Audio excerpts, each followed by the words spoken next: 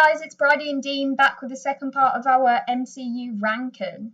So last time we left off, we spoke about our rankings 23 through to number 15, and now we're ready to pick it back up, starting with number 14. So Dean, do you want to begin or should I start? Because I can't quite remember who finished last time. I think I finished last time, and let's be gentlemen, let's say ladies go first.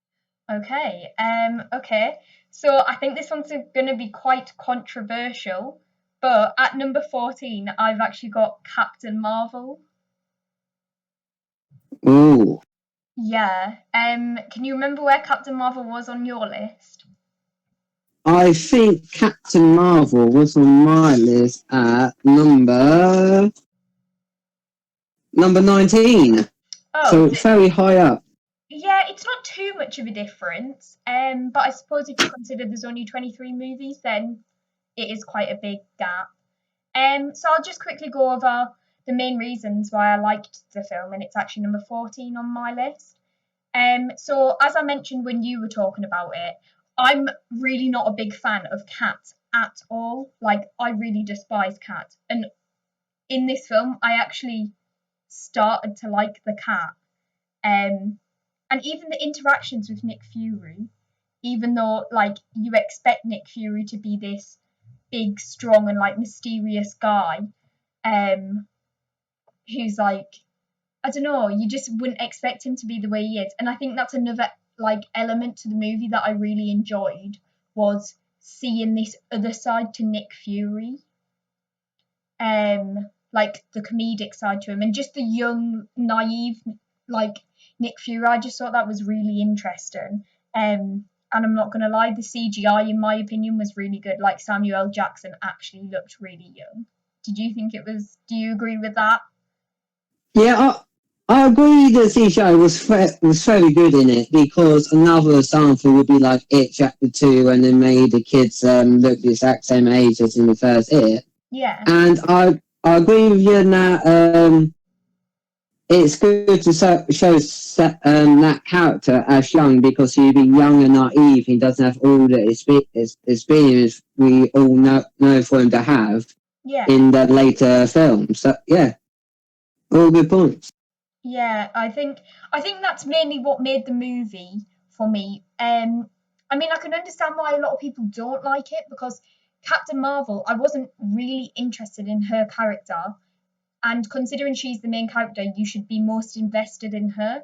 But, I mean, I felt the movie went quickly, so it was still an enjoyable experience for me. I quite like the space elements to it. I know a lot of the aliens kind of look similar to humans and things like that, but I still thought it was quite interesting. And the twist with the Skrulls was really interesting, in my opinion. And I love Ben Mendelsohn as the main villain, so that's the reason I've got it at number 14. But what did you have at your 14? At number 14, I had Doctor Strange at number 14. Doctor Strange. Right, so on our joint list, this is where we're going to have a bit of a debacle, you see. Because I've already said Doctor Strange, and you've already said Captain Marvel. So we have to decide between us now whether we're going to put Doctor Strange or Captain Marvel as number 18 on our joint list. Oh, that's a bit difficult. Well, I guess it comes. I'll say it comes down to this one question: how many times have you seen Doctor Strange, or how many times have you seen Captain Marvel? For me personally, I think I've seen Doctor Strange maybe 2 or 3 times, and Captain Marvel I've seen about 5. So I've actually seen Captain Marvel more. I'll see. I'm the complete opposite. Yeah, I guessed you would say that. If you give me your points, I might be willing to put Doctor Strange above Captain Marvel. So if you want to go through your points about why you really like the movie, and then we can make a decision. Well, I really like his post-progression during the whole story, because it starts off with him being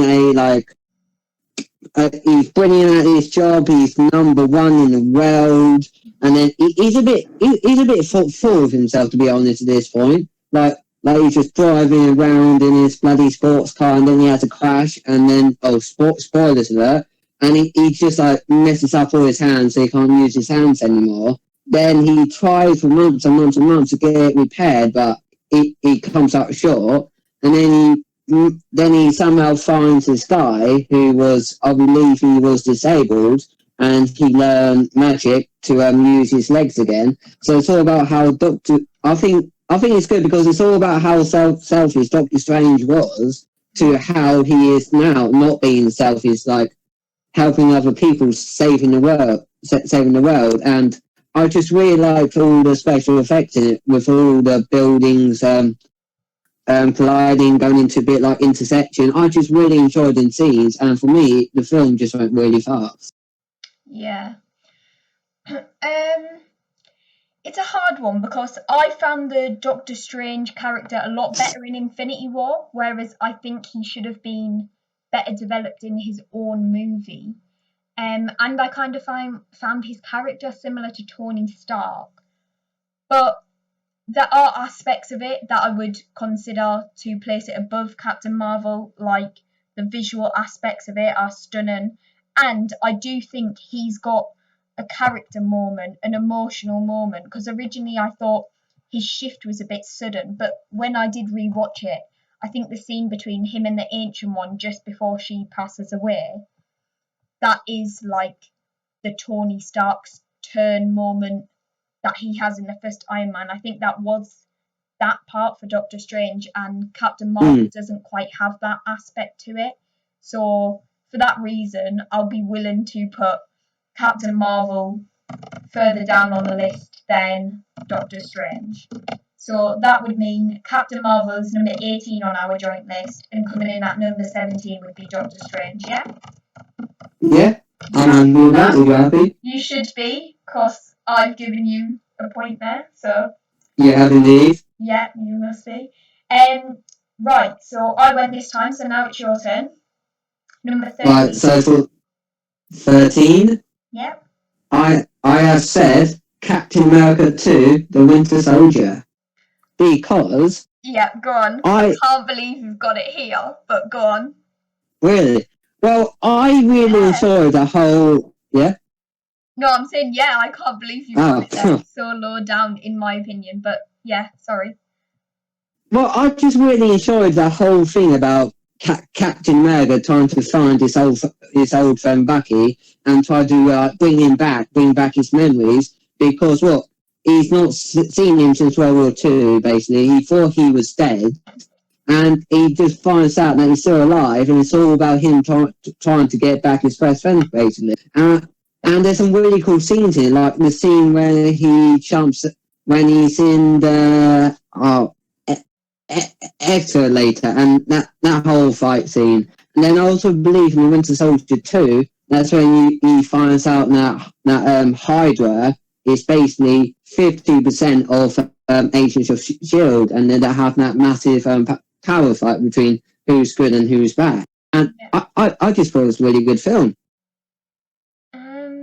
Yeah, I definitely agree. I've got it higher on my list, so I definitely agree with all the positive points. I'm shocked at how low it is on your list. So are there a few aspects to it that you dislike quite a lot? Because I mean, 13's quite low, in my opinion. Well, the things I dislike about it is, God, I'm thinking now. I just not watched it enough for it to be better on my list. I think that's my problem. It's not something where I look at my Marvel DVD collection and I thought, oh, on the pill on that one over something that's like low down on my list.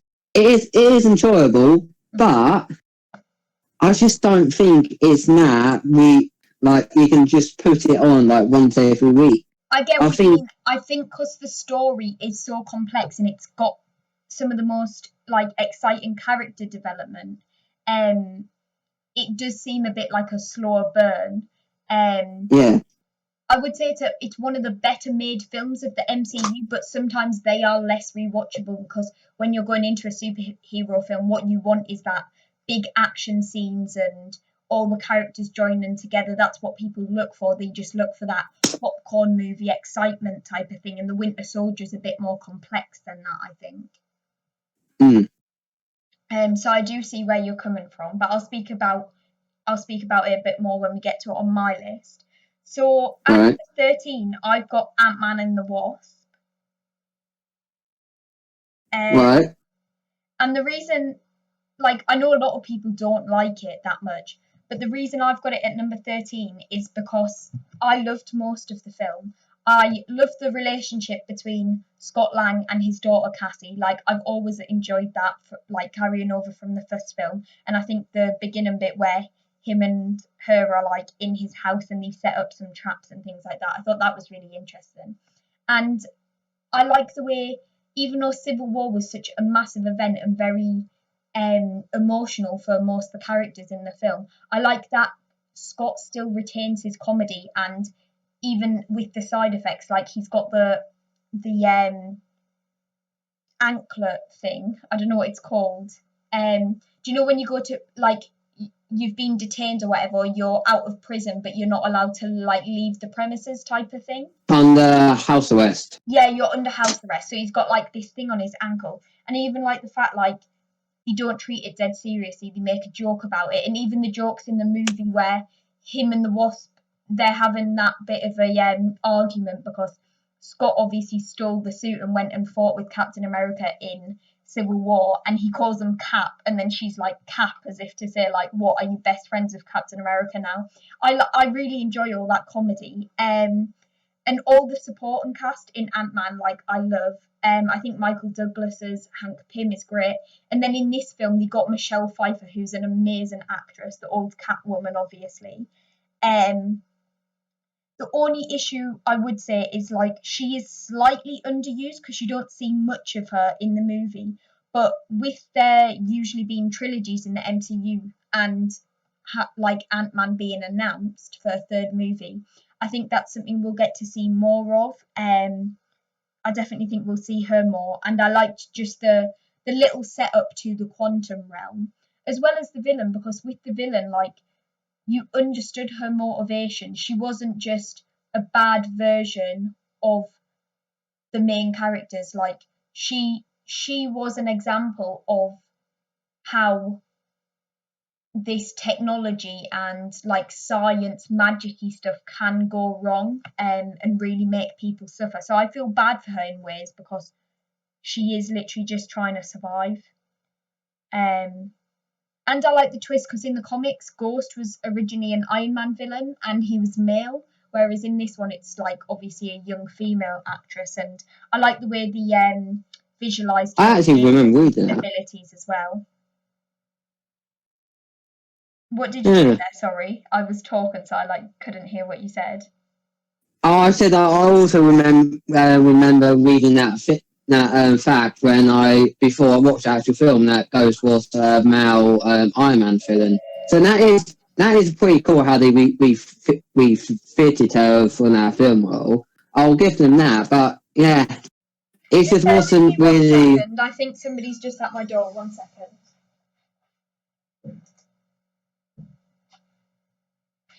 Sorry, I think somebody's needed. I think it might be Ross. Sorry, carry on. Yeah, what were you saying? The problem about that film is, for me, I just wasn't at the edge of my seat in the cinema. It was just a slow burner for me. Yeah, I get what you mean, and a lot of people don't have it very high on their list. Sorry about that little break. But yeah, like you said, you weren't a massive fan. I was. It's just difference of opinions, I suppose, isn't it? I like the comedy aspect out of it, but a lot of people don't really like it, so I think that's what it is. Right, sorry about the little interruption there. Should we just move on then to number 12, which will be mine, actually, won't it? Oh, I need to add Ant-Man and the Wasp to our list, actually. Ant-Man and the Wasp. Right, so that is number 16. Yep, so my number 12, I've got Spider-Man Homecoming. I'll Oh, speak a little bit about that, yeah. So obviously this is the second appearance of Spider-Man in the MCU because obviously he debuts in Captain America Civil War the year before, but it's his first solo appearance in the MCU. Um, See, it seems quite high on my list, but there is only 23 movies in the MCU, and I did actually really enjoy this movie. The first time I watched it, I didn't enjoy it as much, but then with repeated watchings, I really started to enjoy it a lot more because I understood what to expect. Like, having only seen the Sam Raimi films and the Mark Webb films, the actors were always a bit older, and they didn't really seem like they were in high school or college to me. Whereas this version it did, but because I wasn't used to it, I don't think I liked it the first time I watched it because it was more of like a teen drama type of film. Um, but once I knew what I was like, what to expect, I think I started to like it a bit more. And I am happy they skipped over the origin story. I didn't really yeah, I'm see that happy about bit. that. It's the same with the Batman. Like, I don't feel like I need to see a Batman origin again. I know what's happened. Same with Spider-Man. Um, but yeah, I think it's got some really good aspects to it. I thought the villain, the Vulture, was amazing. Michael Keaton's obviously great in every role he plays anyway. But the twist where he's actually the father of the love interest, Liz Allen, um, Yep. I thought that was a great twist. And I remember seeing it at the cinema with my dad, and his face when he saw it, I could tell he was shocked.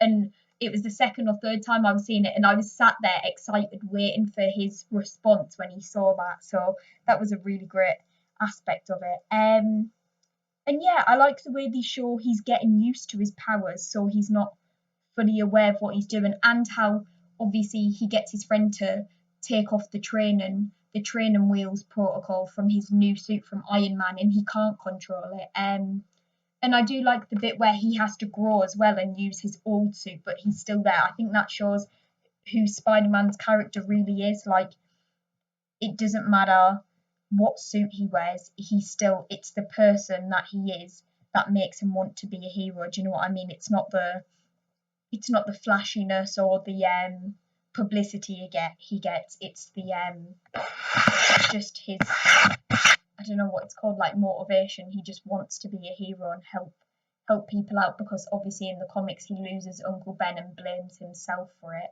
He's got Yep. obviously great power, great responsibility, and I think that still shows in the film despite not having the origin. So for that reason, I did really enjoy the movie.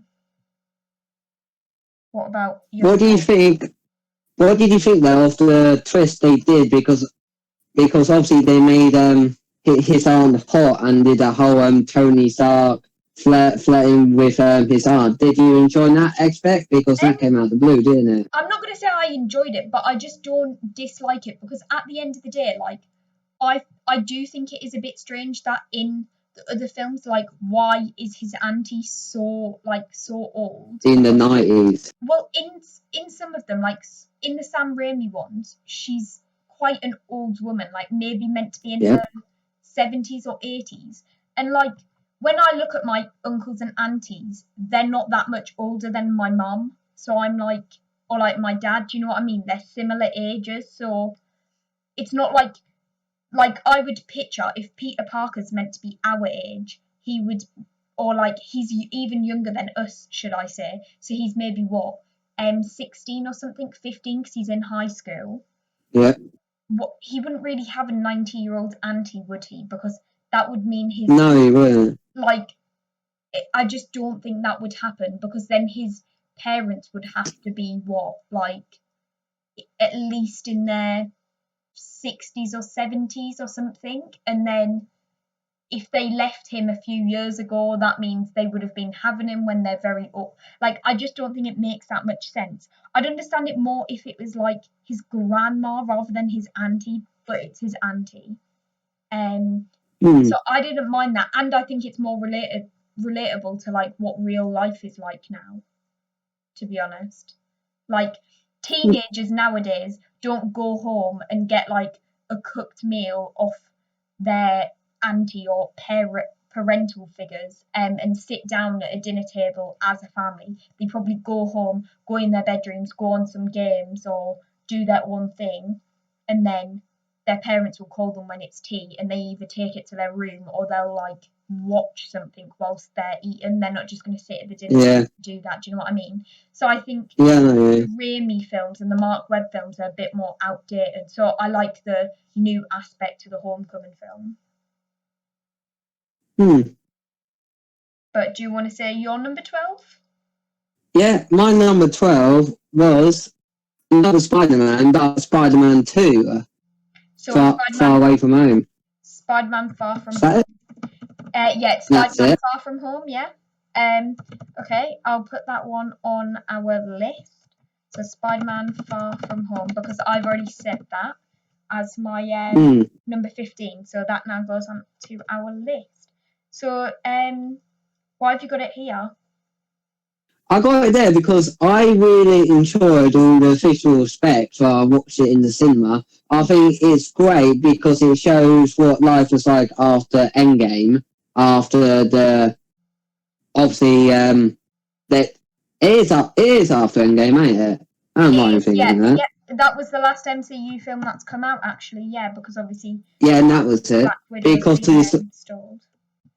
it's all about him, Spider-Man, trying to obviously not get over, but obviously recover from his mentor's death, and he trying to work out who he is in the hero. Does he need to step up, or is he to stay in New York and be the local friendly Spider-Man? And I just really enjoyed the part in the film where obviously his suit gets destroyed, he gets into the jet, Tony Stark's jet, and he just starts building his own suit using Stark's technology. It's a bit annoying though, because obviously Spider-Man in the comic books and the old films, he's always invented his own gadgets and suits. But I think it's a quite good take, a good new look at it, because he is still in school and obviously he's not that have the money or the grant to build his own technology yet. I just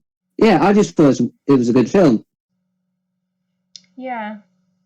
No, I agree with a lot of your points. Like I said, it was number 15 on mine, but I had nothing against the movie. It's just that I found aspects of the other movies more enjoyable, personally, which is why it ranked quite low on my list. But yeah, I think it's it's your turn now, isn't it? So if you want to it's my turn. With your number 11. My number 11 is Iron Man 3. Iron Man 3, and I believe I've already said that, because Iron Man 2 is actually my 22nd film, so it's very low down on mine. But so that'll go at number 14 in our joint ranking. Yeah, so how come so high? Like usually this is ranked very low on people's lists.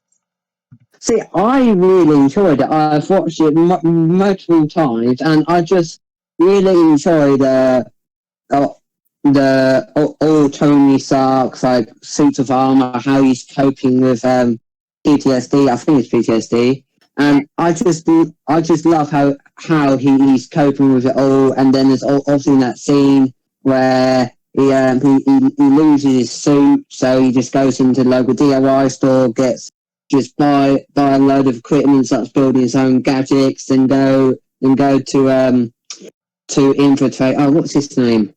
I should know it. Who are we talking about?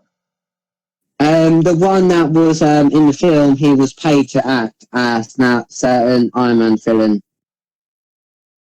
Oh, the guy who was playing the Mandarin, but his real name is Trevor Slattery, and he's an actor.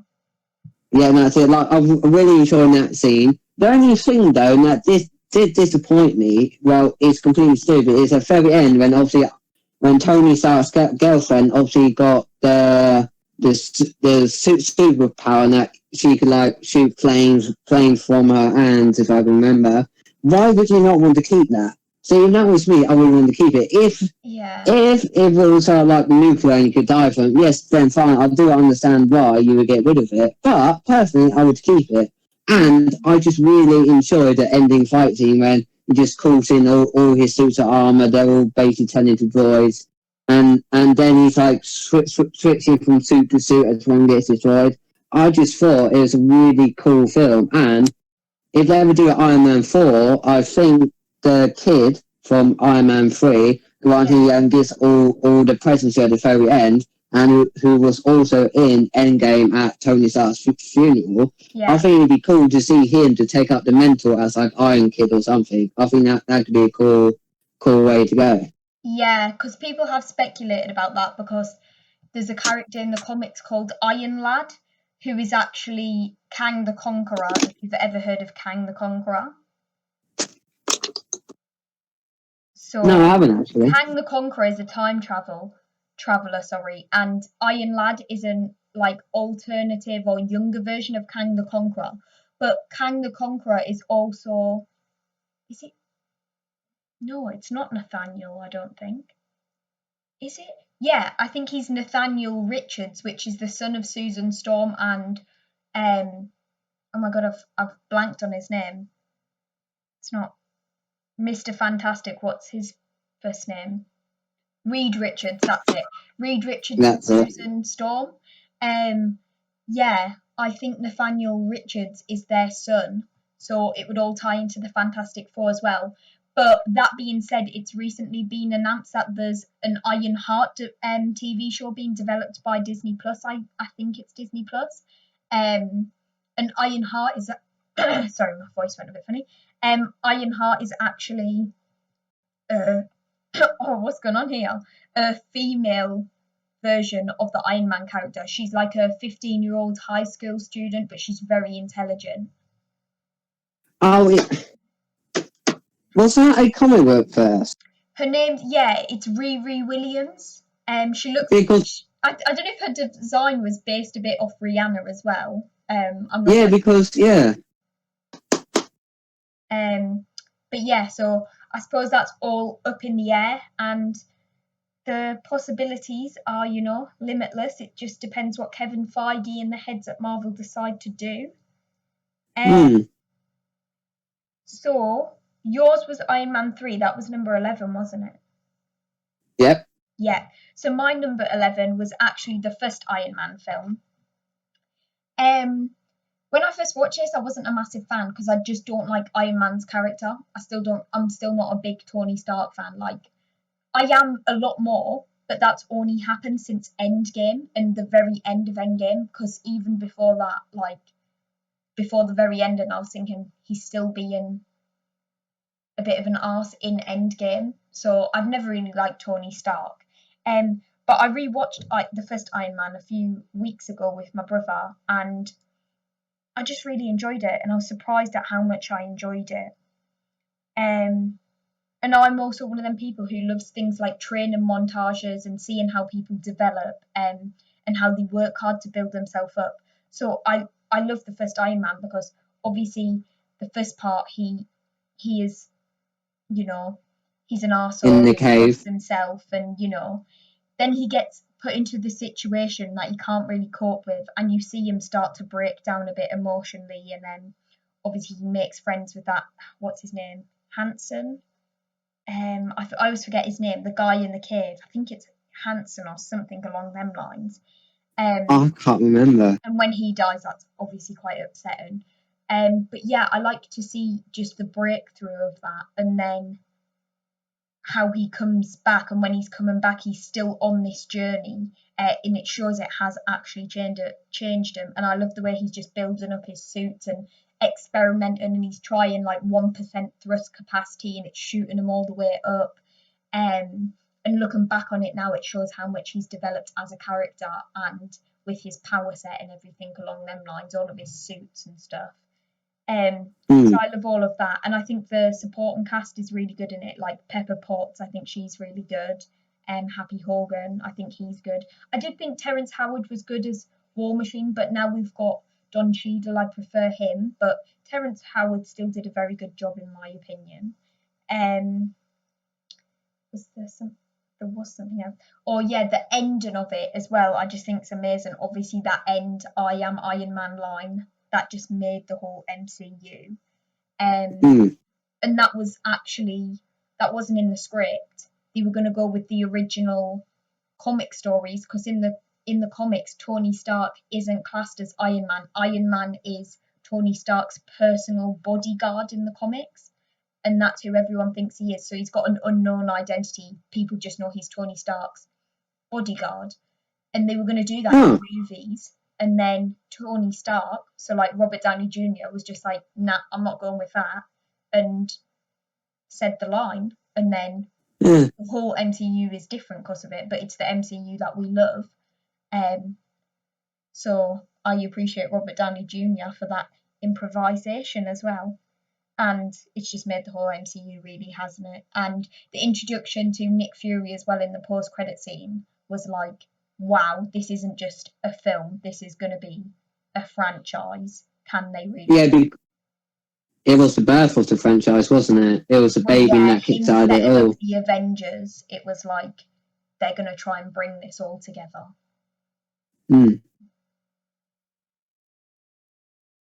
I take it's a bit higher on your list, so we can get to that when we get to it on your list as well, if you want. Yeah, that sounds good to me. So I'll go for number 12. Sorry, not number 12. Number 10 now, because you went last time. So my number 10 is Black Panther. So I'll have to pop that on our list now, because you have already said Black Panther, haven't you? Yep, I have indeed. I think it was like 15 or 16, one of the two. Right, so I'll put Black Panther onto our list now. Perfect. So that's number 13 on our joint list. So I understood what you were saying earlier in our other ranking video about how it was really overhyped. And I do agree, like the film was way overhyped and everything like that. But when I look at the movie, the hype doesn't take away my experience, because going into it, I knew in my head, I'm not black, so I'm not going to be able to fully relate to these characters, and it's not going to have as much of an emotional impact on me as it would on, say, a black audience who have never seen a superhero of their race before. So I knew it probably wouldn't have that much of an impact, like as much of an impact on me. But when I look at the film, it's still an amazing film. Like, it's really complex. The villain, Killmonger, I think he's really complex, and he's the polar opposite to T'Challa, but his motivations make sense, and he actually influences T'Challa's decisions in the future. And even you get a bit of backstory on T'Challa's dad, obviously, T'Chaka, and you see he's not the greatest person. And I love the line that they say, like, a great man can't be a great king, or something along them lines. Like, there's a fine line between it, because a king has to make certain decisions that as a man you shouldn't have to just make, like going out and killing somebody for your country, but you wouldn't want to do that emotionally because it's going to damage you.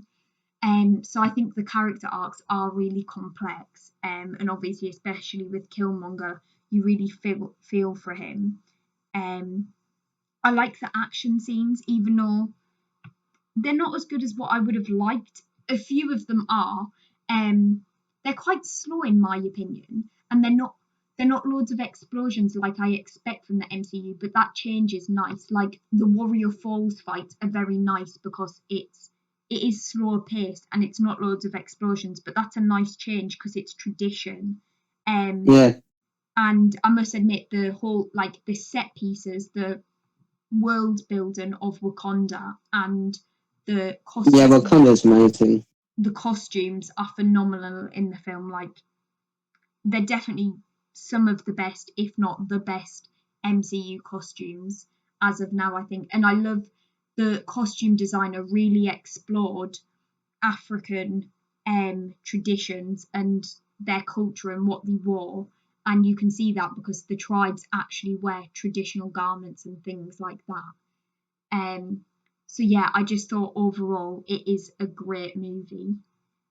Despite all the hype, I thought it was great, and the soundtrack is amazing. So that definitely elevates it a bit more, in my opinion. And it's funny because before this movie, I didn't like Kendrick Lamar and his style of music. I wasn't really a big fan of that. But after this film, I definitely was. Did you enjoy the final battle though? Because that's what really disappointed me about it. Yeah, I think the CGI was off in the final battle. It looked a bit like a video game. So yeah, the final battle wasn't the greatest.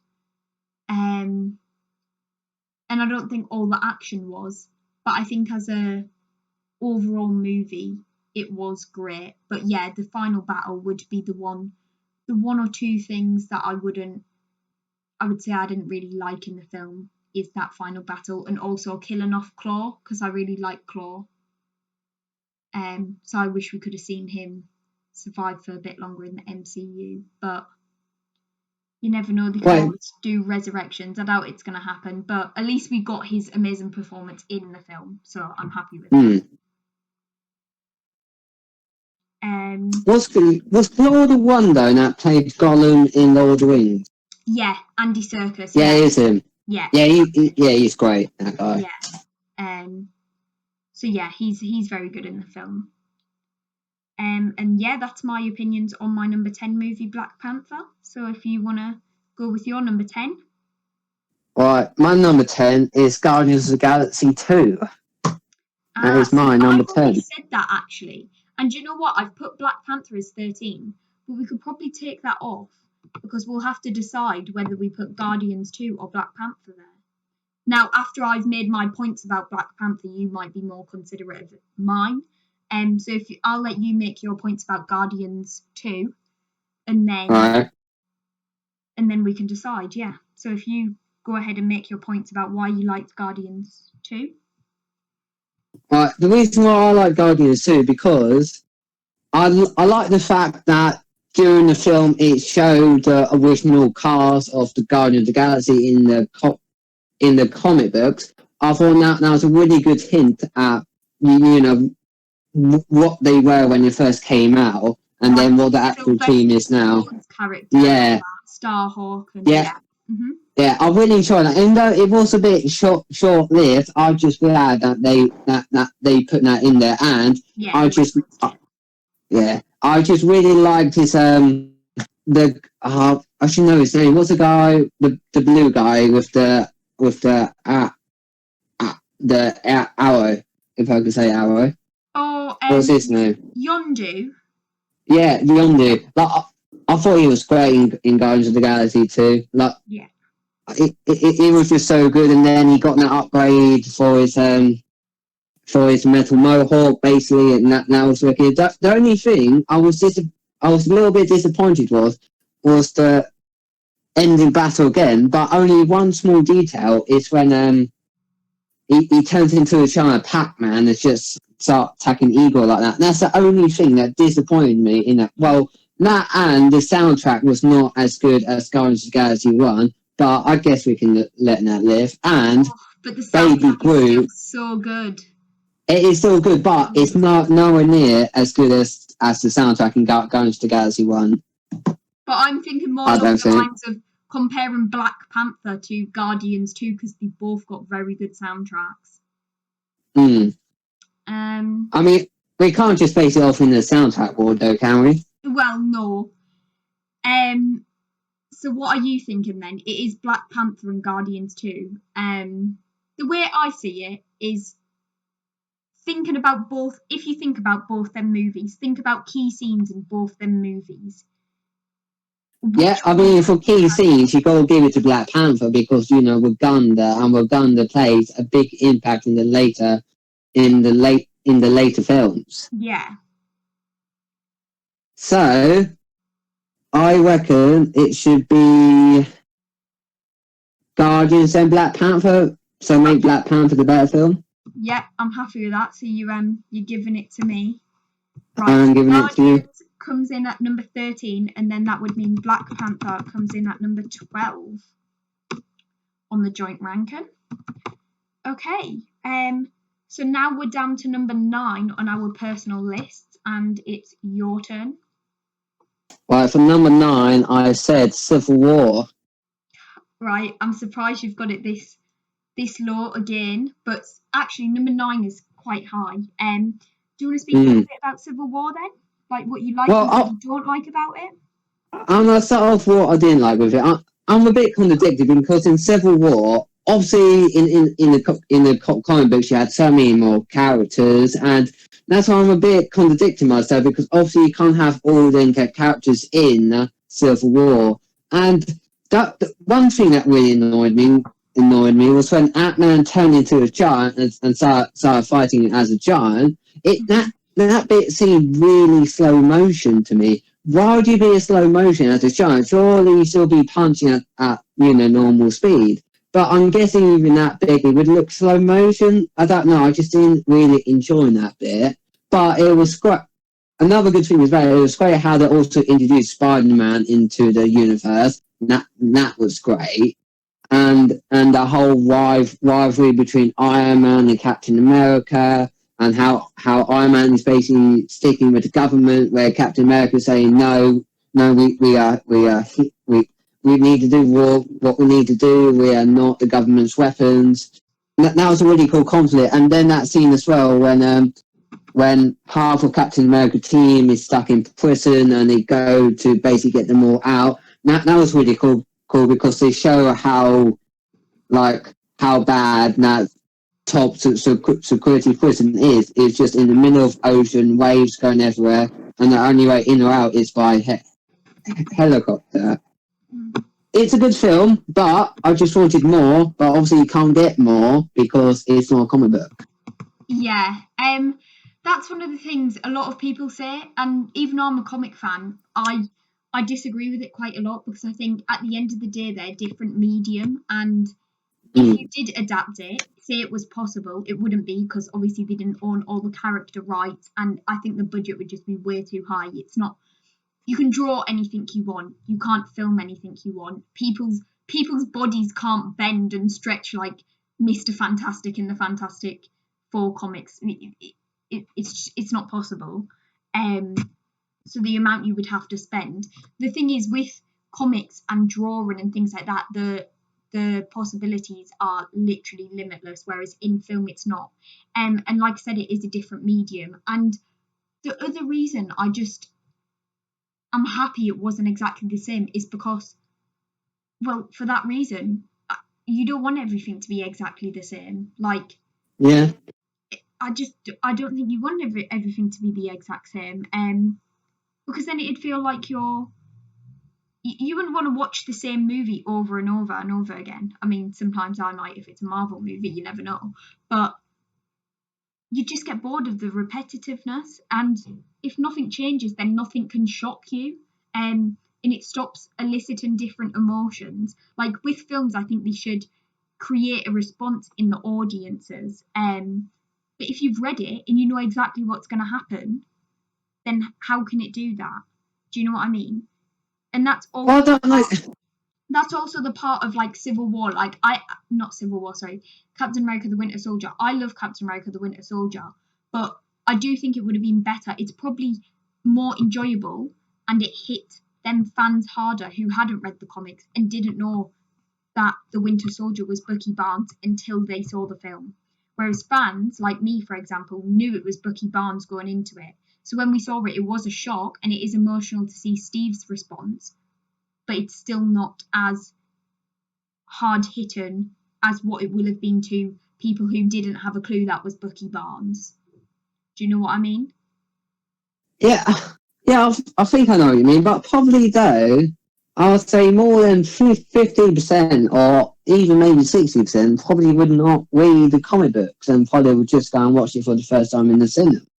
Yeah, So that is true. I do kind of agree with you, but at the same time, you could make the same point about books. So, like quite often, the book is always better than the film adaptation, but that's because they can't get everything in the book into the film. The thing is with Civil War as well, though, we care so much about the conflict because we care about the characters. We've seen Iron Man being built up and change. We've seen Captain America change. We've seen all these characters change and build up. So to try and fit in all these other characters, like that's why Black Panther and Spider-Man, their introductions were amazing, but you don't find out loads about them. That's why they have their movies. That's why Black Panther only takes a week after Civil War, because we still need to find out who this character really is. So if you were to have all them characters, nobody would get development, and you probably wouldn't care as much about the conflict because it's not as personal. Yeah, I agree with you. I'm passionate about Civil War. I like Civil War a lot, but yeah, it's your opinion, and it's number 9. It's still not really low on the list, so I take it you still like it quite a lot. Yeah, I do like it quite a lot. I mean, there are better Marvel films out there, in my opinion, but we'll get on to that later on. Yeah, exactly. Right, so I'll go for my number 9 now, and I've also got a team up movie. Number 9 for me is Avengers, the first Avengers. Really? Yep, the first Avengers. Yep. Obviously, the first time I saw this movie, it was spectacular. I think everybody had that opinion, and nobody was expecting it. I mean, I was 11 at the time when it came out. So obviously, I think that was an experience that nobody can, what's it called? Like, Take away. Downgrade. Yeah, that's the one. Because it was such a massive film. It was something that nobody thought could actually happen. Even when there was the cameo in Iron Man. Iron Man was a great film. Then you had the cameo and people thought, can they really do this though? Like, I think this is just fantasy. Can they really do this? And then obviously you got the Incredible Hulk and Iron Man 2, which weren't really considered great films. And the first Thor and first Captain America. So if you just watched them, you wouldn't really think somebody could create something like this. And then Joss Whedon came in and put it all together, teamed them all up perfectly, showed some great dynamics between them, developed Loki a little bit and everything like that. And yeah, I just think it is an amazing film. It's hard to talk about it because it is just an amazing film, bringing all the characters together. And I think it would rank higher, but the reason it doesn't rank that much higher is because at the time of seeing it, I think your first viewing experience is a massive thing. Like Avatar, the film Avatar was the first film I saw in 3D, and it always sticks in my mind because it's the first ever film I've seen in 3D. So at the time of seeing the Avengers, I wasn't a massive Marvel fan. So I loved it, but I wasn't like absolutely astonished and over the moon and everything like that. So it's still had a massive impact on me when rewatching it, but it didn't have like an impact where it's made me get into the MCU. Does that make sense? And I think because I was quite young as well at the time I watched it. Yeah, that does make sense. It. But going back, it is still an amazing film. I just think I like the action or other aspects of other films a bit more. See, I think the reason why I like it more because I think it's the first film when they really showed how good Hulk is and how funny he can be. Like when he just picks up Loki and starts banging him side to side and he says puny god and just drops off basically. I think that's the first film where they properly showed off Hulk. And I think that's why it's more further down on my list because I just thought he was really good. Yeah, I do agree. I think the Hulk's really good in it. But I'm not a massive Hulk fan. So yeah, it's just different opinions again. Yeah. But yeah, so it's just one of them. But, should I say no on the break? Isn't it my goal? Because didn't you say it last time? Yeah, I said Civil War, didn't I? Yeah. So this is going to be quite controversial. So obviously my number 9 was Avengers, and my number 8 is actually Avengers: Age of Ultron. So why is Avengers: Age of Ultron better than the first Avengers? Like, so what my did they do? It's better because Age of Ultron's actually the film that I watched in 2015 that got me into the MCU. So it holds a special place in my heart because without seeing that film, I wouldn't be into the MCU, which now makes up a massive part of my life. So that's reason number 1. Also, watching that film, when they do the 360-degree shot rotating around all the Avengers at the end, fighting the robots in slow motion. That's what inspired Fighting me. Ultron. Yeah, pardon? Fighting Ultron, aren't they? Yeah, like all the Ultron bots. That is what inspired me to want to work in film and TV. So not only has it inspired a lot of my life with regards to what I'm interested in now, and the MCU and comics and all of that, all my hobbies and interests, it's also really pushed me towards it's told me what career path I want to go down, basically. And your career is a massive part of your life. It's what you're doing every day. So my hobbies and interests combined with my career makes up my whole day, my whole life pretty much. So this film, I owe it all to this film really. So it really holds a special place in my heart.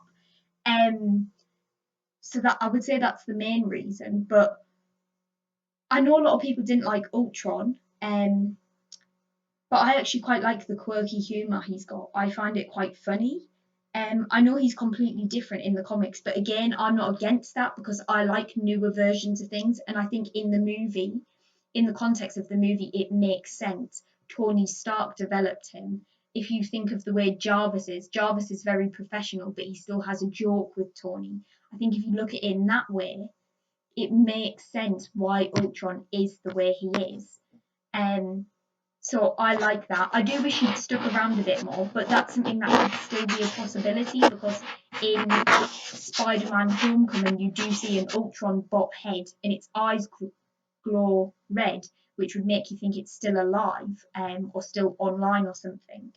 And yeah, the introduction to Scarlet Witch and Quicksilver I really, really enjoyed because they're two of my favourite characters. The few things that I would say is I didn't like the addition of the Thor scene where he just goes into the pond, and I think Joss Whedon obviously had a few discussions with the studio and they did intervene a bit, and there's a few aspects that he would have liked to develop further or just completely taken out, and I think you can see that a little bit in the film.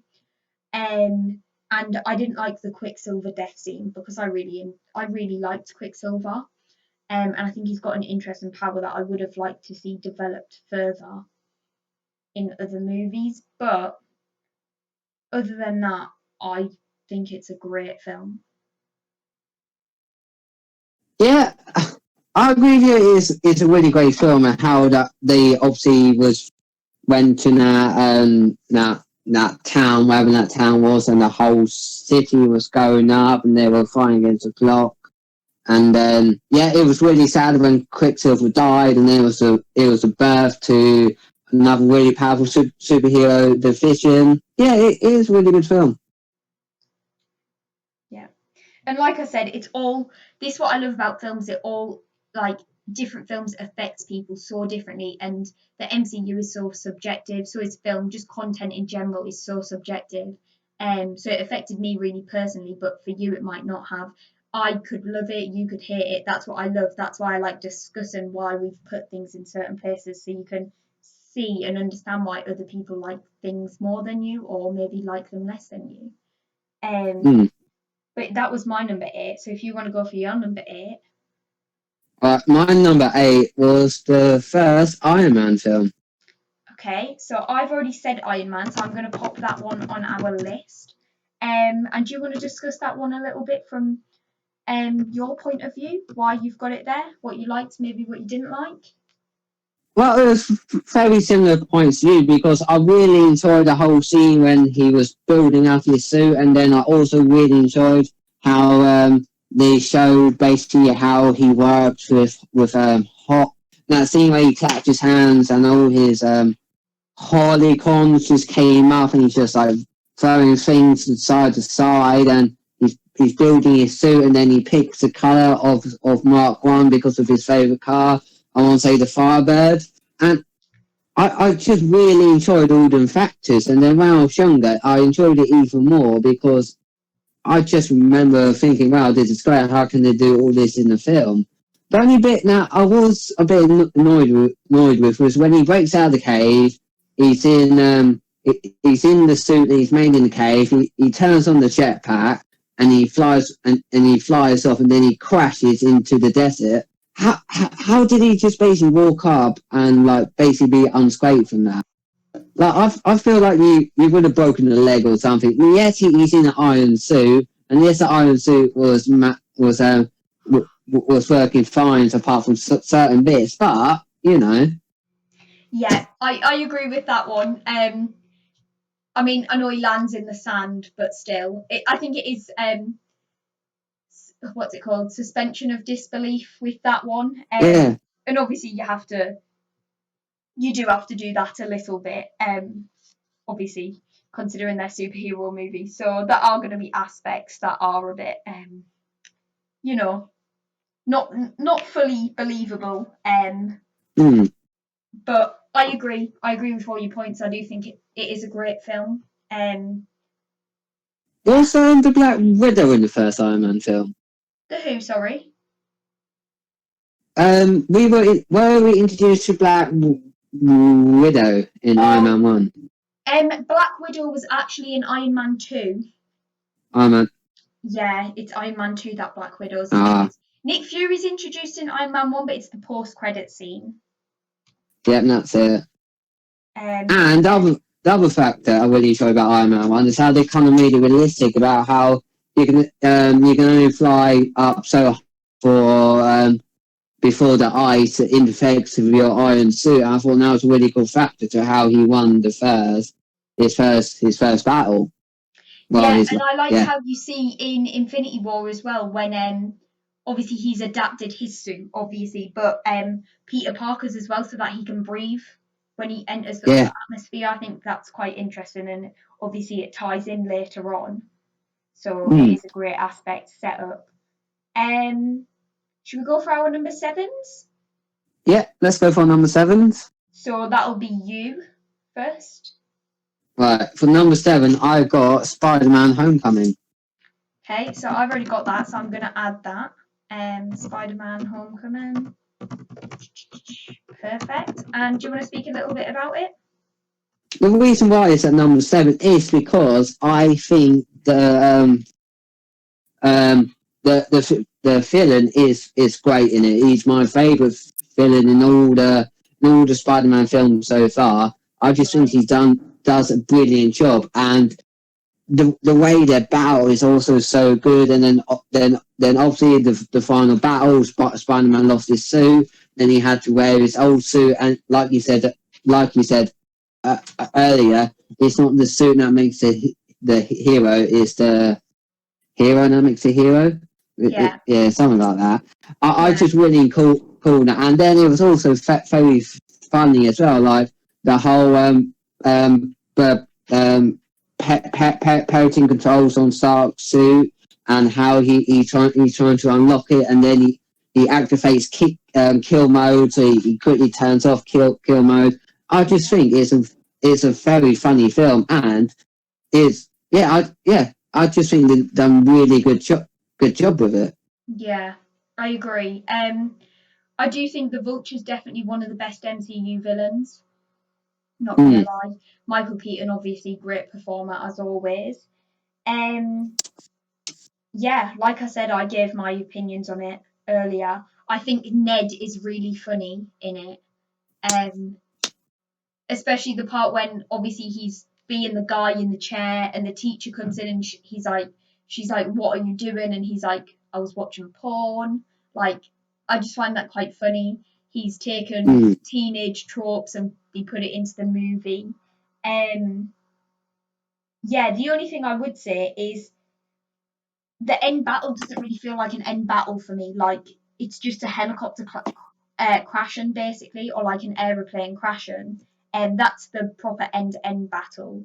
And then like he just like the Vulture's wing breaks and then he helps them out. I don't really think there's much of a battle, but I think the battle just before that, where obviously everything falls on top of him and you see that strength come through, and he has that mental battle with himself saying, I am Spider-Man, because he doesn't have the suit, and at first he's asking for help and he is like a helpless child. I think that bit just before the end battle is great. So the lack of like a big end battle, it's not really a massive thing when you look at the movie as a whole. But yeah, that's pretty much all my opinions on that one. So for my number 7, I've got Ant-Man. Ant-Man. Yeah, and you said Ant-Man ages ago, so I'll put Ant-Man on our list now. Yeah, I've got Ant-Man. I can't really I can explain why, but it's just, when you just love something and you can't really explain why you love it. I don't see many faults in it. The only fault I can see is Yellow Jacket is just a straight up copy of Ant-Man. But other than that, I love every aspect of it. I love the heist element. I love how they show how smart Scott Lang is to begin with. I love the recurring joke of him saying he's not a robber. He says, I didn't rob them, I burgled them, because rob implies threat and he's not threatening. Again, his relationship with his daughter and his motivation in the movie is his daughter. That's why he's doing this. I just love all the comedic aspects to it. Louise and his gang. I love all the cast. Like I said, the heist element. I love films as well that have training scenes in them, and they show you Ant-Man training. It's quite a large portion of it. And I think he's really relatable in how he reacts to things. Like, if an ant was bringing you a sugar cube, you would be like, what is happening here? Like, his facial expressions and just the way he acts to everything is really relatable in my opinion. And I love in the training montage as well, when they're explaining all the different types of ants, like what they can do. I think that's really interesting. It's basically given like ants character development. It's really interesting in my opinion, and I love to see how they use that later on in the movie. I love the Thomas the Tank scenes. I think it's really funny. I think it's comedic. Yeah, it's a bit like unbelievable. It probably wouldn't happen. And it does get a bit cheesy at the end, like the tank coming out the building and this and that. But at the end of the day, it's about a person that shrinks to the size of an ant and can talk to ants. So I'm happy to see it. But does it remind you though of like just a general heist film, like Ocean 11 or Tower Heist or like? Because with these superhero films, they have other aspects, but they're not just. It's not just a heist film, or it's not just a comedy. It's genre spliced. It's a mixture of all of them, which I think elevates it beyond other movies. Because the heist, I would say, is only the first act of the movie, to be honest. I mean, it does get introduced when they're trying to break in for the Yellow Jacket suit as well, but it is mainly just the beginning of it, I would say. Yeah, I just love Ant-Man. I've always really liked it. If somebody said choose a Marvel film to watch now, I'd probably choose Ant-Man. I think it's really rewatchable, really funny, great family film, and the Falcon appearance is really good. And Luis's storytelling is just, it just elevates it. You don't need an amazing soundtrack when you've got Luis's stories in that film. Yeah. I mean, I know a lot of people will disagree, but that's why I want people to share their thoughts and comment and get in touch with us, obviously, to discuss their opinions. But for me, it has to be number 7. So yeah. But yeah, we can move down to number 6 now if you want, which would be me, actually, wouldn't it? Yeah, it would. I think so. So I was thinking if we both do our number 6, and then we can end it there for today, and then for our last session, we can do our top 5. What do you think? Yeah, I think that's a great plan. Yep. Because the big 5 gotta have their own session. Just little section. Get that talking, because I'll probably end up going on a lot about the ones that I really like. You know me. Yep. Okay, so my number 6 is Guardians of the Galaxy, number 1. Oh, Um, how come? I was waiting for you to say yours, but I don't know why. I'll discuss mine first. Oh well, what is there to say really? It's just a great film, great soundtrack, great cast, shocking cast as well. I mean, going into it, I didn't think Dave Bautista was going to be good. I knew him for being a wrestler. He's hilarious as Drax. All of his just his whole performance, I wasn't expecting that at all. Chris Pratt, I'd never seen him in anything, but I remembered everybody saying he's from Parks and Recreation or a show called that. Yep, And great he's TV show. the fat guy from there. Yep. So I was really happy to see him in it anyway, just because I appreciated and what's the word like appreciated, but what yeah, basically just I appreciated everything he had done for the role. It showed that he was really passionate for the role. So I thought he was great. Zoe Saldana, I'd never really seen her in anything. And then obviously you've got Vin Diesel as Groot and Rocket Raccoon, Bradley Cooper as the voice of Rocket Raccoon. And yeah, I knew Bradley Raccoon. Bradley Raccoon. Oh my god, I'm mixing the actor and Rocket. Jesus. Bradley Cooper was a great actor because I've seen him in The Hangover. It's more comedic based things, which I think is obviously implemented into the Rocket character. But I was wondering what he would be like at voiceover work because usually big actors aren't big on voice acting, are they? Because like especially with Bradley Cooper, he's quite a pretty boy, so he wants his face seen, or that's what you would think. But obviously in this film, that the whole cast is great. Groot doesn't say anything except "I am Groot" and "We are Groot" Which at is the great. end. And still, he's probably one of my favourite characters. How can a talking tree that says 4 words in the whole movie be one of your favourite characters? You just don't think it could happen. Obviously, the soundtrack is phenomenal, and it's not just the soundtrack; it's how the soundtrack makes the movie. As in, like, it's such a big part of the story. Because it's all about Peter Quill's journey, really, and the music takes him through that whole journey, and even his hesitance to open up his mother's present, and how his character develops and finding this new family of misfits, encourages him to do that. I just think it's all amazing. I love this when I think back to scenes in it. I think there's some great key scenes because you've got really good action scenes quite frequently. You've got obviously the fight for the orb at the beginning before they all get arrested. I think that's great. And then you've got the escape from the kiln. That's the prison. And then a bit later on, you've got when Ronan and Drax have the fight on Nowhere and Gamora's escaping, and then Nebula like shoots her out the ship and all of that. Then you've got them prepping a bit.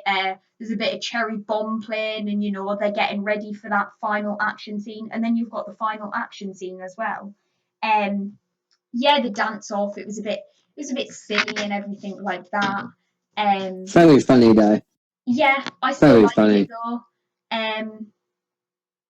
And yeah, I think it shows that when the characters really come to helping each other out, they will do it. Like Gamora, he says, "Come on, join me," when he's dancing, and then she's like, "Nah," and he's like, "Right, take it back." But then as soon as he's got that orb, she's there reaching her hand out, saying, "Take my hand," which is obviously the callback to his mother saying, "Take my hand," and he even sees his mother's face when that happens.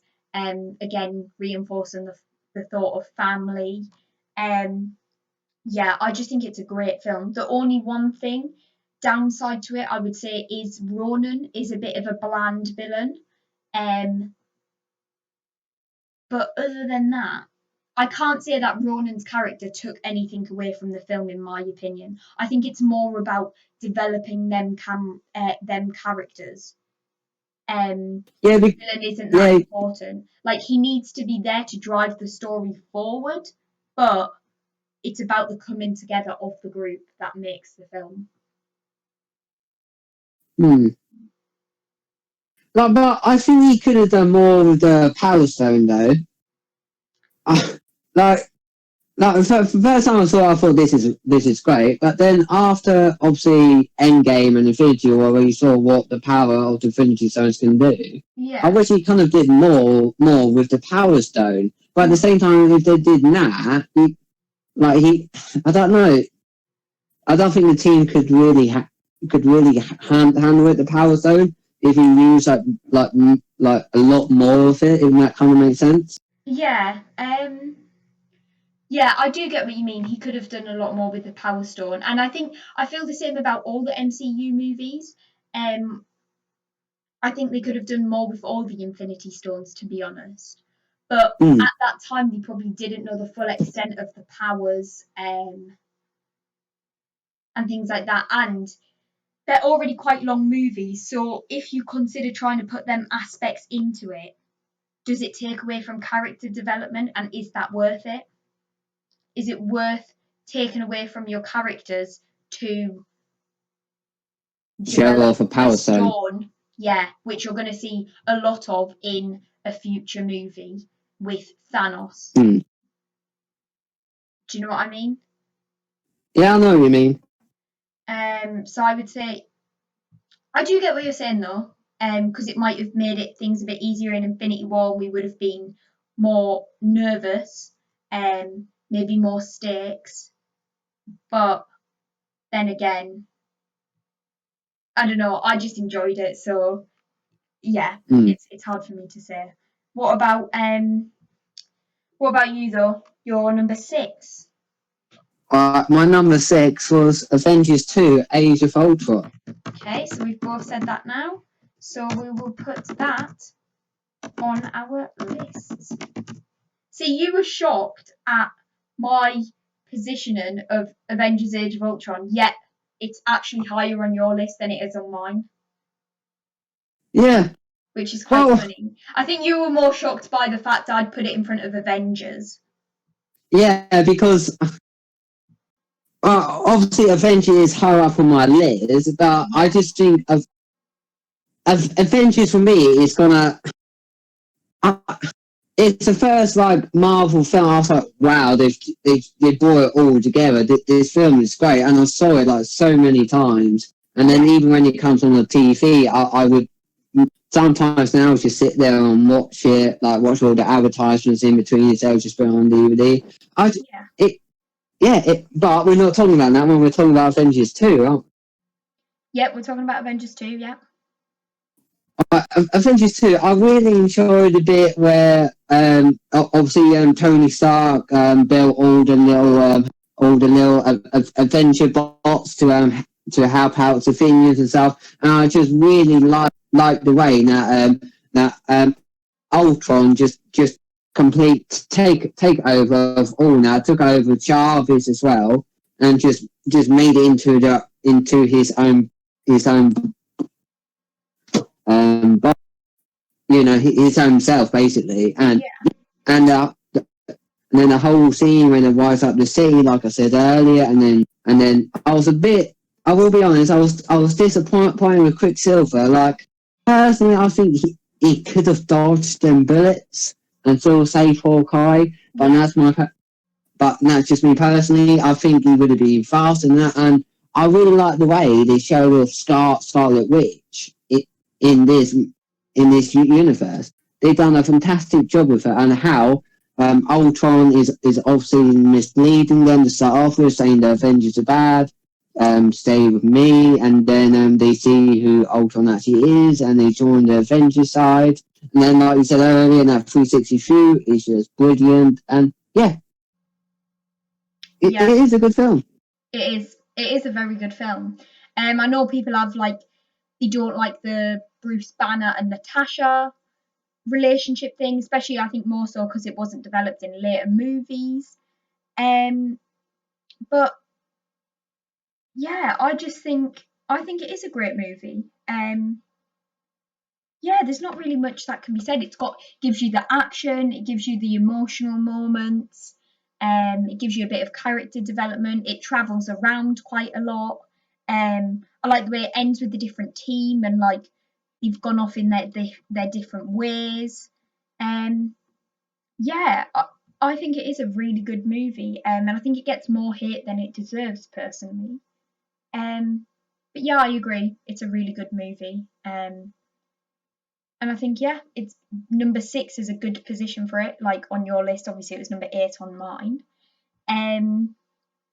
But yeah, I think both of our lists have been good today. I've enjoyed discussing them again. Been a bit harder today, obviously ranking because we've had to deliberate a bit on whose movie is better on certain occasions when it comes to our joint ranking. But before we leave off this one, do you want to go through your rankings from number 14 down to number 6? Yes, let's give it a crack. Right, so obviously number 14 I had Doctor Strange. Yep. Then number 13 I had Captain America 2: The Winter Soldier. Yep. Then number 12 I had Spider-Man 2: Far Away From Home. Yep. Then number 11 robot voice on me, but carry on. Then number 11 I said Iron Man 3. Yep. Then number 10 Guardians of the Galaxy 2. Yep. Then number 9 Civil War. Right. Then number 8 the first Iron Man film. Mm-hmm. Then number 7 Spider-Man Homecoming. And then number 6 Avengers 2: Age of Ultron. Perfect. Right, I'll go through mine quickly. So at number 14 I had Captain Marvel. Number 13 I had Ant-Man and the Wasp. Number 12 I had Spider-Man Homecoming. Number 11 I had the first Iron Man. Number 10 I had Black Panther. Number 9 I had Avengers, the first Avengers. Number 8 I had Avengers Age of Ultron. Number 7 I had Ant-Man. And number 6 I had Guardians of the Galaxy Volume 1. So we're down to number 6. Well, we'll be starting on number 5 next time. But we're actually on number 8 in our combined list, which I think we're doing quite well on. Considering we've only done down to number 6, I think we're doing really well. So I'll read through our combined list. So at number 23, we've got The Incredible Hulk. Number 22, we've got Thor: The Dark World. Number 21, Iron Man 2. Number 20, Thor. Number 19, Captain America: The First Avenger. Number 18, Captain Marvel. Number 17, Doctor Strange. Number 16, Ant-Man and the Wasp. Number 15, Spider-Man Far From Home. Number 14, Iron Man 3. Number 13, Guardians of the Galaxy 2. Number 12, Black Panther. Number 11, Iron Man. Number 10, Spider-Man Homecoming. Number 9, Ant-Man. And number 8, Avengers Age of Ultron. So I think that's quite an exciting list. And again, that was another good discussion about our favourite MCU movies. And yeah, so next time, are you happy to pick it up? Rankings 5 to 1, our top 5. Let's do it. Yeah, the big one. Okay. Well, yeah, we'll say bye to everybody here, end it there, and then next time we'll be bringing you our top 5 MCU movies. Right, thanks for listening, guys. See you next time. Hi guys, it's Bridie. Thanks for watching the video. Please remember to like, subscribe, and hit that notification bell to receive any updates on new videos I've got coming out.